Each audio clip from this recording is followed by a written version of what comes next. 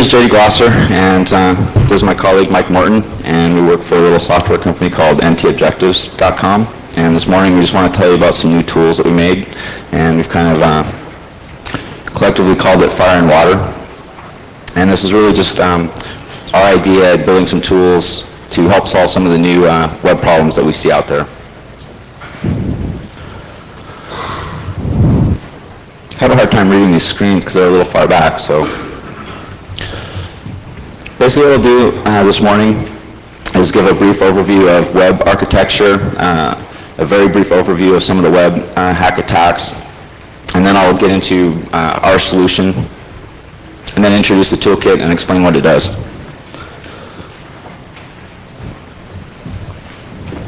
So if you've seen one of my talks before, you've seen this slide, and it describes in pretty good detail typical web architecture and all the different components involved. For instance, you see the web client, you have a firewall. We've shown in previous examples before hacking through port 80. And one of the powers of that is that all you need is one hole open in your firewall to get to the web server. And sitting behind that, you have several web apps, and behind that, your enterprise database servers. In the boxes, you can see all the different types of things that can be attacked. You have, all the different types of web servers. You have all the different types of CGI modules that can be attacked. You have all the different types of database services that can be attacked. The firewall itself can be attacked. And you look at all those things together, and that's quite a bit of effort to protect all that stuff. And this is really one of the premises of, what we do, or the reason for web hacking is our idea of the URL as a cruise missile. The interesting thing about a URL is that that one statement is so powerful by virtue of the fact that each category of that URL can attack different aspects of your web architecture. One URL contains the ability to attack your CGI applications, your database, your web server, and essentially, your firewall, like all in one shot. And defending against that is very difficult. You have to have a layer of defense for every single one of those target areas.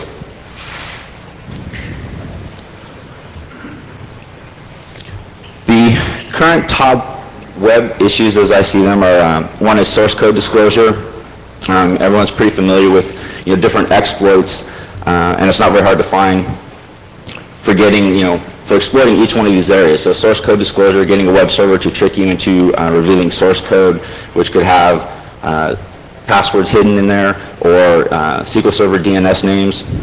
Also directory browsing, which is almost better than brute forcing. Brute forcing against a web server is pretty much kind of an obsolete way to get into a web server. There's much quicker and faster ways to get into it. One would be like guessing directories, looking for backup archive files there, browsing through those, using those to get into the web server. File upload attacks, basically using form-based uploads to upload your own tools, tricking a file server then into executing your own code. Backup archive issues, looking for being able to browse through a web server, find those files, pick those out. And then I highlighted in red the top three, of course, web server vulnerabilities, getting remote command execution, and then the new big one, SQL injection attacks. And all of these things up there, we've been talking about for a while, and yesterday we went over all this stuff in great detail. So now what are we going to do about it? So some of the things that I feel are fundamentally important, just from my own personal perspective, are the importance of web applications and their growth. XML is huge. It's, Microsoft's new initiative with .NET just really pushing everything towards web-based applications. Businesses are just becoming empowered by that more and more. You're seeing less and less traditional applications and more web applications, and they're all joined by the web, and they all communicate via the web. And because of that, the amount of protection to layer over all the top of that, and paying attention to all of that, and realizing that a weak point in any one of that, can unfold your entire architecture, is just going to require everyone to have a lot of attention focused on all areas of that. So because of that, we've released a new toolkit, and it has a specific web focus to the detriment of other security areas. I mean, there's lots of different things to check for, and security tools today need to check for a lot of things. But we've really just taken a web focus, and for the moment, not worried about a lot of the other issues out there. Until you solve a lot of your fundamental web issues, some of the other security issues just aren't even going to matter. You have to kind of lock those down first. So Fire and Water is just really our attempt to take web assessment to the next level. This toolkit is specifically targeted for web assessment professionals. If anyone out here who does assessment for a living, or is an admin who spends a good deal of your time trying to assess your company's web situation or your network situation, this toolkit is really for you. Because that it does require a bit more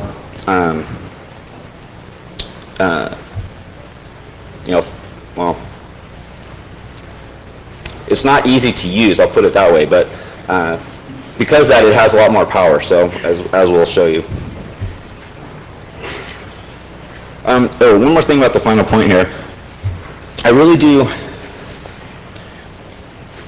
fundamentally believe that if we're going to solve a lot of these problems out there, web assessment professionals or security assessment professionals are going to have to provide more skills to their abilities. For example, a lot of assessment people out there, you do an assessment and then you kind of say, here's your problems, and then you run, and that's not very helpful. We all need to grow and basically add, web architecture, web defense, or network applications to our abilities, so that when you're out there helping your clients, you can give them more than, here's your problems, and then run away.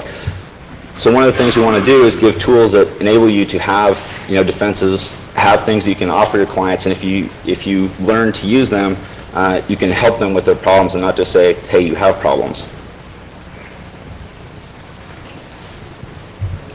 This is kind of off the side. All right, there are a lot of good tools out there. Several people have taken the time to make some really cool tools that find some very cool vulnerabilities.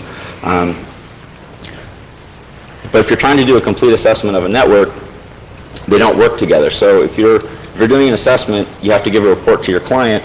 You have to take the output of all those data. Some spit out data in text, some spit out data in graphical format. All that stuff together, you have to hand pick through all that stuff and then compile your own report and somehow have that make sense to your clients. And that's very difficult to do. If you're doing like 1 or 2 servers, it's not too bad. Let's say you're doing like 2 or 3 Class Cs, and let's say you run 6 or 7 tools to get all the data you need, then you have to compile all that stuff, and that's just a lot of effort. So one of the things we want to do is try to put things together so that you've got a cleaner report when you're done to be able to hand to your clients.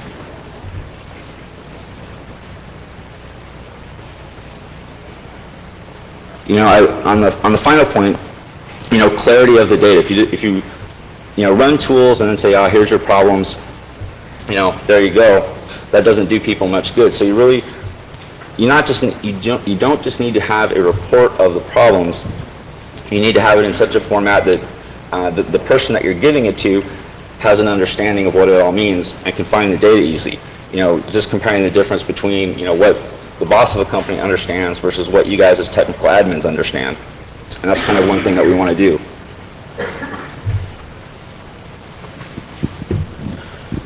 So the FIRE part is the set of our toolkits is just really aimed at assessment professionals.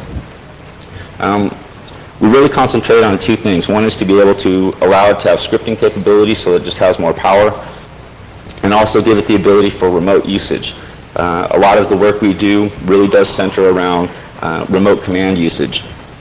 For example, it's one thing to do an assessment of a network from the outside, kind of get a look at what the perimeter looks like. But then, once you find some vulnerabilities, a lot of clients want to know, okay, how far can you get? So if you're trying to do an assessment then of what are the internal paths into a network, like, okay, a typical question is, can you reach my internal database servers from the outside? If you need to know that, just doing a perimeter scan isn't going to give you that information. So once you pop a box, you're going to need some tools to help you figure out if that path exists. And that's one of the things we're trying to provide. So this is it. This is the toolkit. And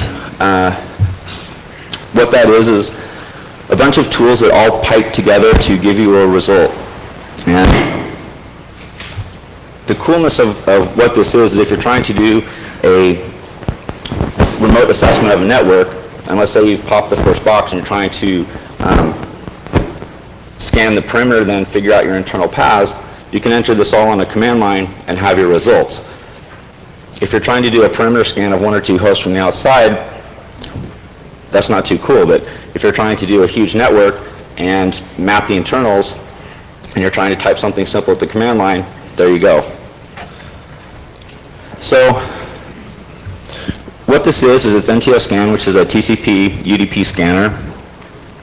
And it will do a couple things. It will grab some banners. One of the things it currently doesn't do is it currently doesn't do OS ident. It also doesn't do SYN scanning. I have a good quote from a friend that asked him if he wanted me to put SYN scanning in it, and he said, no, SYN scanning is for weenies. I'm coming. I don't care if they know. So NTO route is a tool that will do a trace route to the host and help us make a map information. NTO Web is our web vulnerability crawling tool. Then we have NTO Map, which is a network topology generator. And then we have a trending tool, which basically helps make a picture of how your client's perimeter is changing over time. So now that you kind of have an overview of what the tools do, if we go back and take a look at this, what we have is these modules, and each one of these generates its own information and then feeds it into the next module. And then once they've gone through the chain, then you'll end up having a report. And we'll give you an example of that shortly. Okay, so our new architecture is probably the biggest thing about it is it's really a framework. It's not complete yet, and it does lack a lot of features that will be coming. But it's the basic framework of where we want to go and how we want to build features into it, and it's a complete XML data architecture. All of the tools will eat XML input, and they'll dump XML output. And then we've built it so you can just pipe all the tools together in whichever manner that you choose. We really do believe that the reports are the solution. It's not so much, like the tool, it's what comes out of the tool that should really matter to you. So we've really focused on that. And again, we've really targeted web priority to the exclusion and detriment of other security issues that need checking. One of the things we've tried to design the tools to do is specifically highlight, your web trouble spots. So if you're using the toolkit, you can run the tools and then just instantly know, okay, here's my web trouble issues. Once you deal with those, then you can probably go ahead and start dealing with some of the other issues on your network. But we really feel you have to solve those first, so we've really tried to highlight those. We also really feel that it's just important to be able to get a quick view of, is your security posture increasing or is it decreasing? And so trending is very important, so we've given you a tool to be able to, run several scans over time and, see are things going up and down.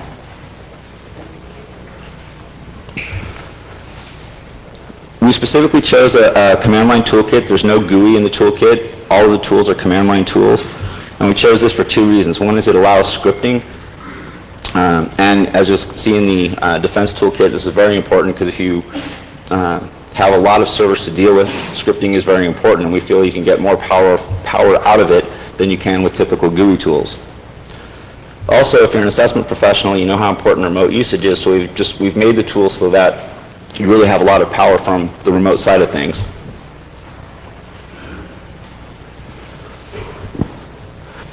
Again, we're just very focused on web data.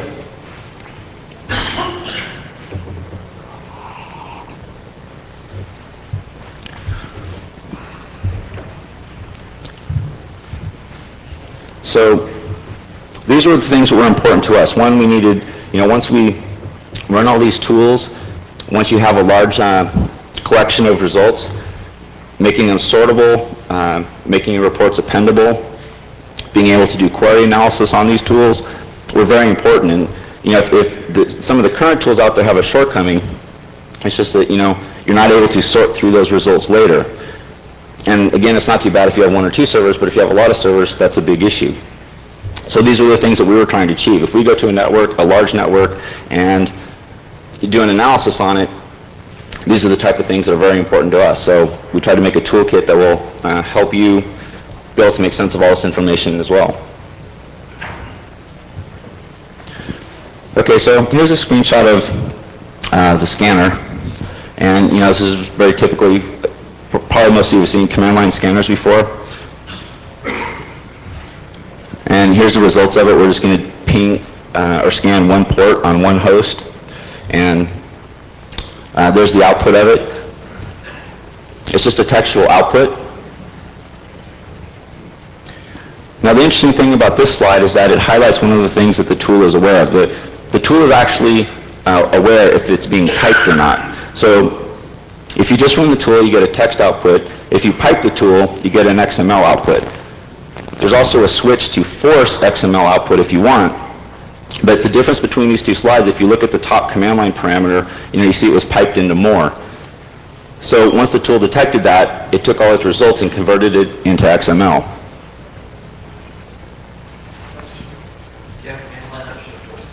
Yes. Dash capital X will. His question was, do I have a switch that will force XML output? And yes, we do. So, what's that? Oh, no, we don't. Sorry. Put that on the list. I do take tool requests, so send them on up.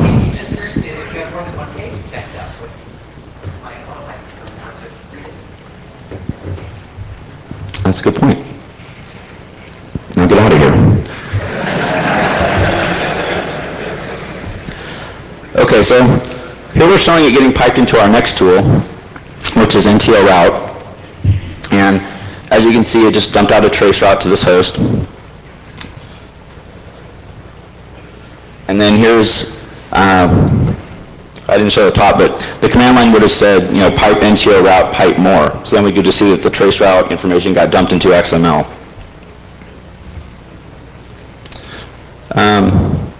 Yeah, down there on the bottom you can see it. So on this shot, we're actually taking it a step further again and piping it into the map tool. And then you can just see, that's what it looked like, generated the results.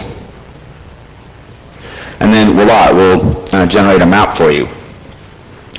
So I know you're all incredibly impressed by this little galaxy picture here. And at this point, I will introduce to you Mike Morton, who did the programming to make these cool maps, and he will show you, he's going to pop up some larger maps and explain how we came to those, and hopefully you'll be much more impressed by those. Good morning.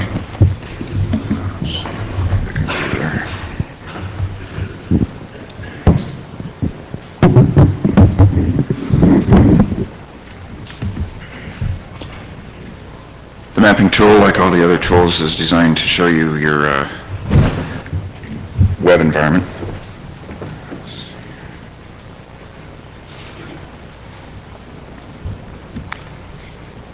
So let's just get a basic example. Sorry, that's on it. There's the map. Thank you.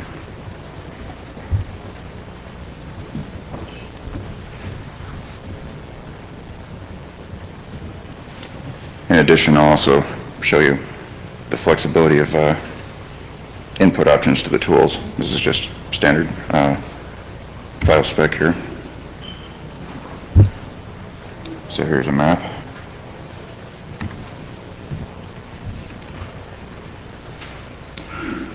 Now this is canned data that I generated for the sake of testing the algorithm, but this particular map shows you all the various features of the map. The yellow orbs here are web servers that were found in your network, and the non-yellow ones are not web servers. These are all, when you do a trace route, you wind up with a big list of routers ending in the host in question, and you're not really interested in all the routers preceding the last one, so we just represent the last one. You are, however, interested in how many web servers you have hanging off of a single router. So this depicts that. These IPs here are the IP of the router.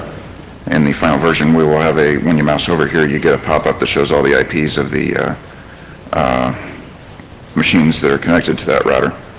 Now, these two things here are special cases, and the fact that they have one machine orbiting them, they could have more than one machine orbiting them, so don't think that they always have to have one machine orbiting them. You can't see the mouse, I have to say the red one. Pardon me. The mouse does not show up. No, it's there. At any rate, when you get a trace route and there's unknown data in it, that generally means a firewall, so we represent that with a orange orb as opposed to a green one, meaning just a standard router. And then the other special case is you might do a scan on your internal LAN, and the machine from which you conduct the scan may be on the internal LAN as well, so there may be actually no hops between you and the target machines.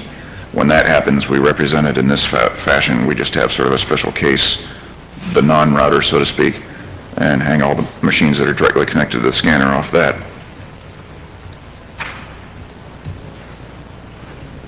You can also run the tool on several files at once. Do this. And you can string together other things as well, so there's no file called blah.xml, but I'm just doing that to show you what it looks like. So now it's going through all those files. Each one of these XML files may have one or more scans in it, and then it presents you with the maps for each one of those scans. This here being the scan and when it was completed, and this is the one we've just been looking at, so here's a variety of others. When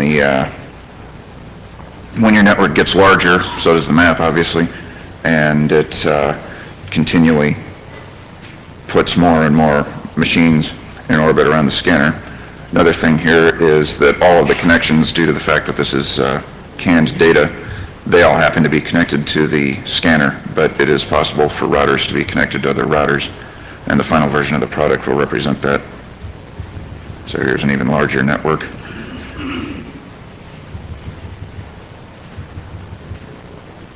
Now perhaps here's another example of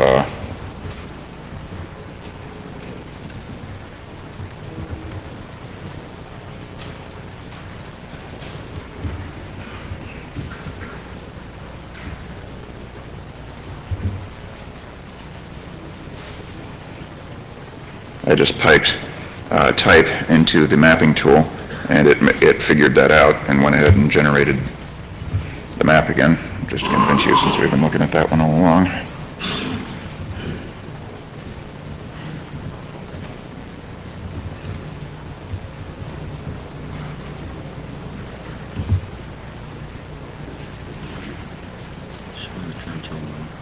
Okay. So that does it for maps. The next thing I'll be talking about is the trending tool, and I'll pop that. I'll go ahead and run it so we have a visual here. You'd run this thing when you have a whole bunch of scans and you want to see what your network looks like from one point to another. Get that running. So here's the output of this. You get each one of these things, how many hosts you have, how many services you have, how many web services you have, and as JD said, we're currently not detecting operating systems, but we will be in the future, so that's represented here. For each one of these things, you get the average and a standard deviation, and then of course the graph itself. And the point of this is there's a couple of points on scanning that are relevant to this. One is that between one scan and another, you may not find exactly the same data. If your network is not changing, ideally you do want to find the same exact data. So the first thing that you want to be doing with the scanner is optimizing the parameters with which you conduct your scan. Parameters being things like timeout, whether or not IPs are randomized, and whether you do pinging or not, and so forth. There exists some, at first unknown, optimal set of parameters which will give you the best representation of your network, and you want to find out what that is. So for a while, what you would likely be doing is running the scanner, get a bunch of sample XML files representing your network, and then run this tool on them. And what you're pursuing is a flat line in each one of these categories. That would mean that you found the same thing every time. Or to put that another way, you're looking to minimize the standard deviation. You want zero standard deviation if your network is not changing. Now, when you do scans, a machine may be happen to be more heavily loaded one time than another, so it doesn't respond in twice the timeout that you have set for your scanning, et cetera, any number of other parameters conspire to confound your, the accuracy of your results. So this tool will help you seek and find the optimum scanning parameters. Then once you've done that, if you think that your network is not going to change with regard to what machines are in it, you can get an output which is representative of what you believe to be a very accurate representation of your network, and then supply that as input to the scanning tool. And when you do a scan, you're scanning mostly empty space, but you have to scan it because there might be a machine there. But that's going to take time. So once you've convinced yourself that you've got the scanning parameters optimal, you can supply that scan as input to the scanner, and it will scan only those IPs. And of course, from time to time, it's smart to do a full rescan just to assure yourself that your network is indeed the same and that you're finding everything. But once you've moved into that phase where you're convinced that you're using good parameters for your network, then what this tool does for you is shows you what's changing in your network. So if you're looking to secure your network by having as little unnecessary services as possible, you can use these graphs to see whether you're achieving your goal.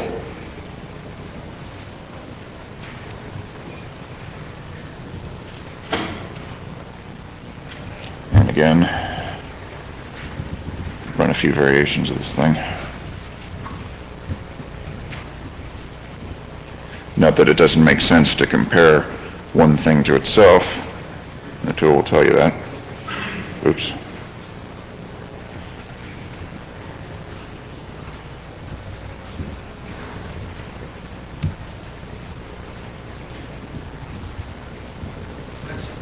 Yes. Scanner already connects HTTP servers on non-standard ports. Yes. And you can configure your own port list.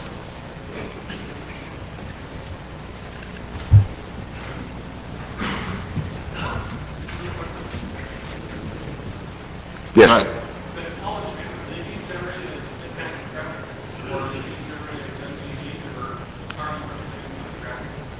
They're generated as PNGs, dynamically generated.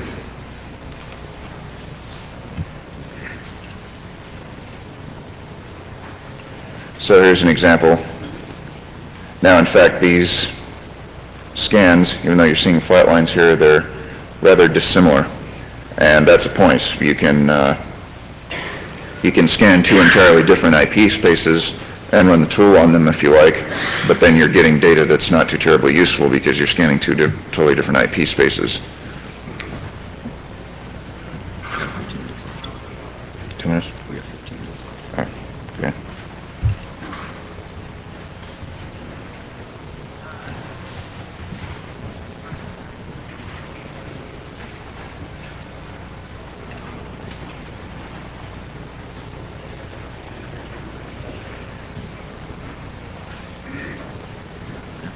I'm done, actually. All right.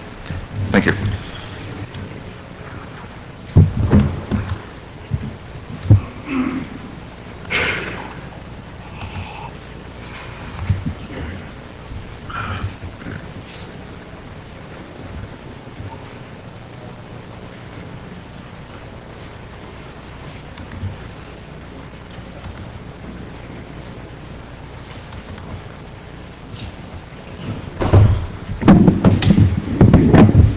This is basically what you're going to see this is basically a report of the results from our web tool and some things we got coming once we find web vuln data, and you see down here the combination of our traceroute results.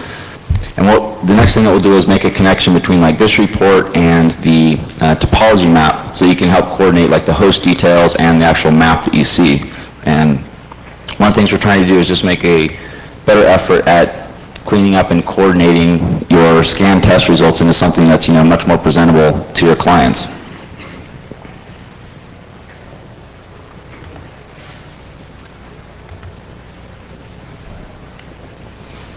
Okay, last couple minutes we have talk about the water part. And the first, basically water is our, what will be the combination of our web defense tools, the first one of these being NTO Wire.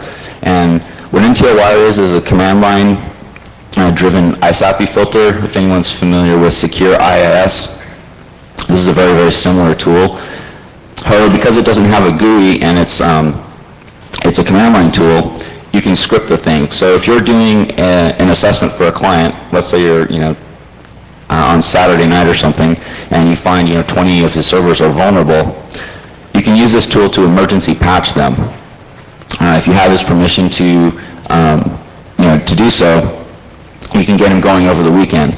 The difference between like using this tool and actually applying a hot fix is this is usually a much safer bet because it's very easily removable, and people are very nervous about directly applying hot fixes or service updates without testing them to the extreme. So that testing period doesn't always, worms travel so fast, you can't always take the time to do an adequate hotfix test and not have some kind of patch. So this really gives you a lot of power in terms of helping your clients be safe until such time that they say, okay, we've tested these hotfixes, now we're going to put these on our production boxes. And the exciting thing to me about this is, if you're working with your clients, you can say, okay, now I can help you. I'm not just going to run a scanner and say, hey, you're hosed for the next 2 or 3 weeks until you decide to patch this stuff. You can actually emergency patch his boxes until such time. So the other cool thing is that this tool is updatable via snort signatures. So if you take the latest snort signature file and run it into the tool, it basically reads the IIS section and extracts some of those signatures out and puts it in there so you can kind of stay updated with the latest IIS vulnerabilities. This currently is just an IIS tool. So for the moment, people running Unix servers are about a bit out of luck, but we are working on that. And this is how it works. Just 4 simple command line options. You just install it. The install switch, load switch, unload switch, uninstall switch. If you put a new snort file in there, it will automatically just read it and incorporate it into the scan.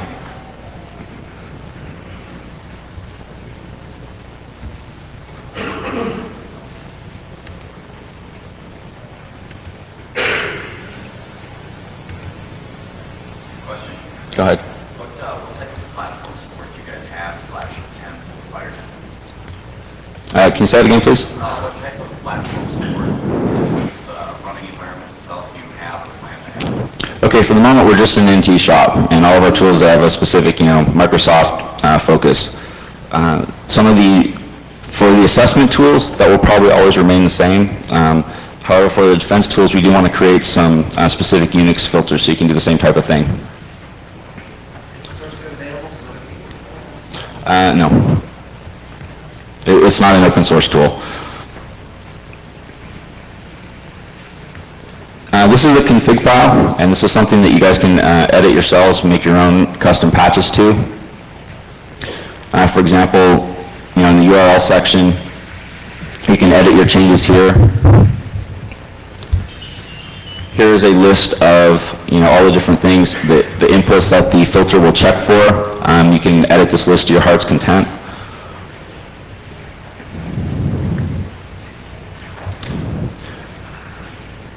It will also allow you to create your own. One of the things the tool does is once you install the filter and it detects a certain error that it's looking for or a certain type of attack, then it will return a custom error page, and you can actually edit that page yourself. So if you want to put your own info in there, you can feel free to edit the page. So that's really pretty much it for us. We're just getting started. We got a lot of new tools on the way, and Send us an email, send us some requests of different features that you'd like to see, and we try to put them in the tools. Sorry, the toolkit is free, and we plan to maintain it as a free toolkit, and we plan to do updates, and it's just our commitment to the community to try to deal with some of these problems. Earlier in the presentation, you mentioned the web trends a couple of times, and I'm just curious whether you have any inference engine algorithm behind that, or is this really just aggregation, sorting and plotting? Is the inference engine still sitting on top of the ML I'll let Mike answer that. So the question was, how do we discern whether something is a web server or not?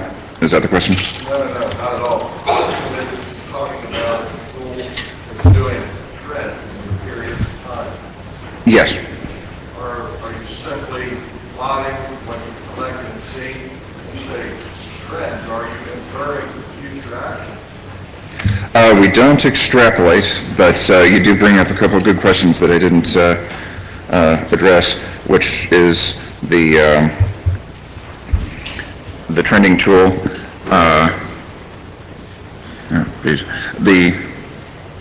The purpose of that tool is to show you services and then web services, and let's pop up that tool again. It just deals with the data that it found. So as you build scans, we'll look through the scans you've collected over a period of time. So if you're running scans over a week, it's just going to show you the trends of the results that it currently has. So we're not, does that answer your question? I'll get the tool up and then we'll, okay, so what we have here is, it sorts the scans by, let's actually look at the command line output here. You can see here that it's taken the file spec and it's gone to each one of these things and told you how many scans it found in that thing. There just happened to be one scan in all of these. Once it has all of the scans, there's another point as well. If you type in a file spec that happens to have redundancy in it, for instance, I could type star.xml and then router16.xml, it'll figure that out and it'll only load the thing once so that it's not showing you redundant data in the trend. So for each one of these things, it found one scan, actually found two scans in a couple of them, and it then sorts the scans by the completion dates and then represents them here in the map as such. So if we were to extrapolate, this is cubic spline, incidentally, for those of you who are interested in how that works.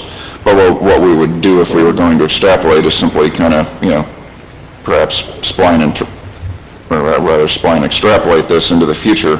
But that's sort of a specious thing to do because your network can change rather randomly. So we don't presume to know what your network's going to do in the future. We just show you what it's been doing.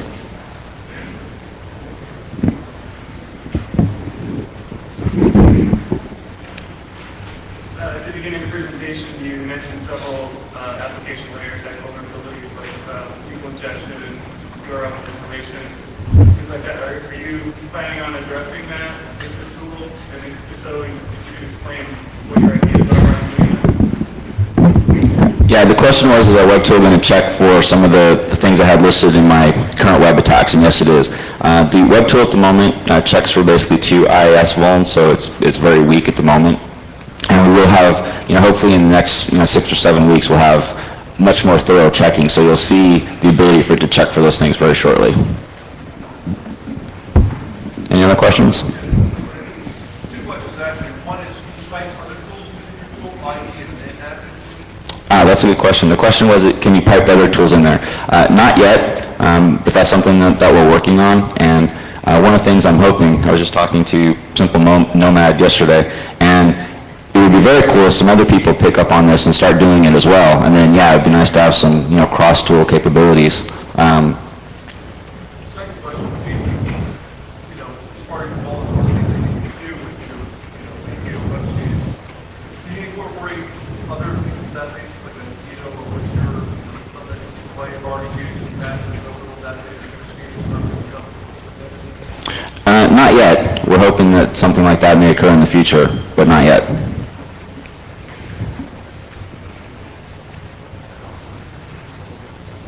questions? Oh, go ahead. Can you explain more how you can fix vulnerability in the web server without applying a patch? Oh, okay. The question was, he didn't understand how we were patching stuff without patching. Would that be your question? All right. Okay, if you apply a surface pack or a hotfix, and like, let's say IIS has a vulnerability, the typical way to fix it is you go to Microsoft, download a hotfix, download a service pack, and then apply it. So that's a binary patch, and you have to reboot the machine, and you have to make sure that that hotfix doesn't break your production environment.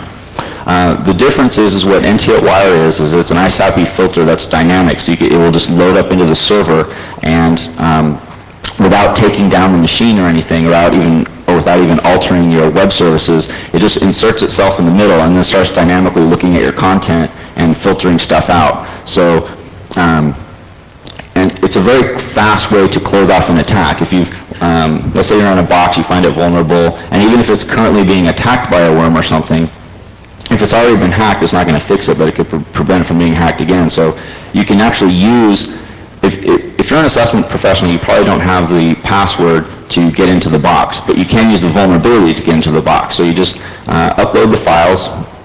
You can run the files remotely via the command line.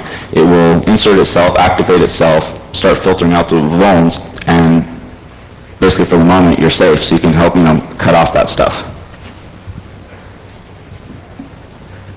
You have a question? Go ahead. The question is, how do we deal with web server farms and load balancers? That does require a couple detection techniques that we don't currently possess, so that's something that we'll continue to work on. Port redirection is another one, and detecting OSs based on that. So that's some stuff that's coming. Any other questions? All right, thank you very much for coming.